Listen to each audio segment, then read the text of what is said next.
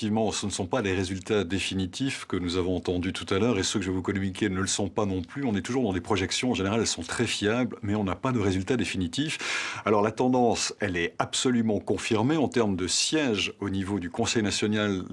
Cela se traduirait par une augmentation de 16 sièges pour le Parti des Verts. C'est énorme. L'UDC en perdrait 11, les socialistes en perdraient 4, les libéraux radicaux en perdraient également 4, le PDC, le Parti démocrate chrétien, le centre-droit en perdrait 2, et puis donc je le disais, les Verts en gagneraient 16 et les Verts libéraux en gagneraient 8. C'est une progression qui est énorme, effectivement. Alors Michel, comment on explique en Suisse cette progression des écologistes?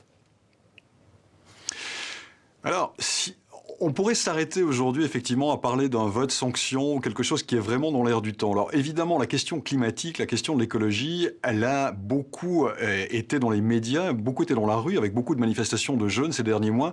Donc il y a une sensibilisation aujourd'hui qui a été accrue là-dessus. Maintenant, il faut regarder quand même que depuis plus d'une année, bien avant qu'il y ait toutes ces manifestations, et même depuis un certain temps, il y a eu des victoires au niveau des écologistes et des partis des Verts dans les scrutins cantonaux, dans les conseils communaux. Donc c'est une montée qui se confirme aujourd'hui, mais qui n'existe pas depuis aujourd'hui, depuis quelques semaines. Cela fait déjà plus d'une année, en tout cas, que cela est le cas. Et même il y a 20 ans, les Verts avaient déjà obtenu près de 10% des suffrages au Conseil national. Bref, c'est une victoire extrêmement importante, c'est une percée historique, on l'a dit. Mais il faut quand même bien comprendre, c'est ça aussi dont il faut se souvenir, que l'UDC reste le premier parti en Suisse ce soir, que d'une manière générale, l'entente bourgeoise, c'est-à-dire les partis de droite, resteront majoritaires au Conseil national, même si le Parlement sera vraisemblablement un peu plus à gauche qu'auparavant. Donc en termes de changement véritable de politique, je ne suis pas certain que ce sera le cas, mais il y aura d'autres sensibilités, ça c'est sûr.